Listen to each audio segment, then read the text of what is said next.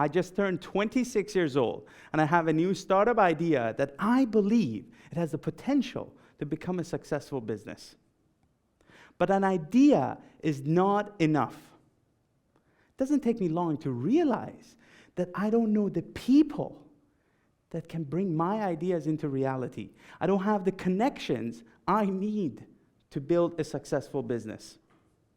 I need social capital. According to Dr. Mask, social capital is the value derived from positive connections between people. It has economic value similar to financial capital, like your assets, or human capital, like your skills and experiences. In other words, it is the hidden value in your network. Relationships, trust, reputation. Of course, at the time, I didn't know what social capital was. But I knew I had to do something to increase my odds of success. So I come up with a crazy idea of going to 100 networking events in 100 days. I go to all kinds of events, conferences, workshops, seminars, meetups, within a variety of industries, from construction to government to tech, you name it, I'm attending them all. I even go to a woman-only social media event. I'm meeting hundreds of people from all walks of life, and yet I don't have a plan or a strategy. So many people tell me, Reza, this is not how you're supposed to do it. But I was following my intuition. It takes me 60 events to realize the power in what I was doing. I decided to host my own event and call it the 100th event to mark the launch of my company. It's the 100th day. 300 people bought tickets to be a part of my journey, to support my business. People that were total strangers to me 100 days earlier were now my biggest advocates. It turns out I just had built myself social capital, and 100th event was proof. So now I want to share with you 3 lessons that I learned going through this journey. Lesson number 1, people connect with who you are, not what you do. I had an aha moment when Christian, the person who I met at event number 13, became my biggest advocate despite us being in totally different industries. When I met him, it was clear to me our professions didn't have much in common to connect over, and yet our values formed the bond. I observed hundreds of people putting their professions ahead of themselves, as if their profession was the thing making the connection. And yet, people were thirsty to meet the person behind the job title.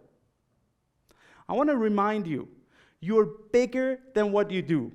Way bigger than what you do. You may not even realize how bigger you are than what you do. People want to connect with who you are, not what you do. Strong connections are the foundation of your social capital. Next time you're in a room filled with strangers, replace the question, what do you do for a living, with, what are you most excited about right now? Let your curiosity lead the conversation and allow others to get to know you. The second lesson I want to share with you today, it's all about the value you bring to others. I learned a little secret from people who were rich in social capital. When they make a connection, they're eager to beat the other person in bringing them value, as if it's a competition. When I met Allison at event number 39, I knew instantly that I wanted her to be my mentor. But rather than asking her for help, I asked myself, how can I bring her value? I looked for opportunities to thoughtfully introduce her to people I met, and even help her launch her marketing course. Later, she too became one of my biggest supporters. She helped me navigate through challenges. Social capital is like a safety deposit box. If you want to take value, you have to first make a deposit. Bring value to your connections before you even think about asking anything in return. So next time when you meet someone, ask yourself, how do I bring them value? The third and the most important lesson I want to leave you with: audit your network. After 100 events, I couldn't keep up with all the connections I just made. Could you imagine what would happen if you meet more than 1,000 people in such a short period of time? I was getting hundreds of messages. People trying to follow up with me, meeting for coffee. Between my existing network and the new connections I made, I couldn't keep up.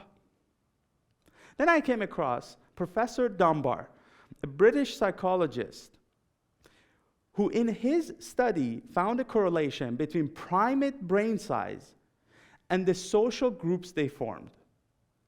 He then published a famous theory called the Dunbar's number, where he argued that we cannot have more than 150 meaningful relationships at any given time.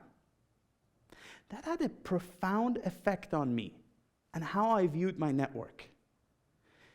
Knowing that there's a limit to how many relationships I can maintain made every and one of those seats in my circle a scarce commodity.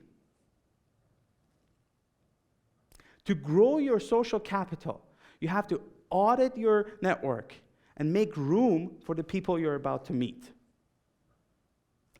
Make connections, bring them into your circle, shower them with value, without expectation, and then decide whether to keep them in your circle.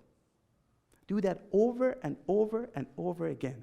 That's how you grow and expand your social capital. Social capital is not a new thing. As social beings, we've been meeting, connecting, and building relationships with others for thousands of years. But it's only been a few decades that we've been studying the profound effects of social capital on our lives. Looking at your connections as an asset class gives you a whole new perspective on how you approach networking. Investing in social capital can give you an unfair advantage in your journey to success. And I hope this talk inspires you to start building your social capital.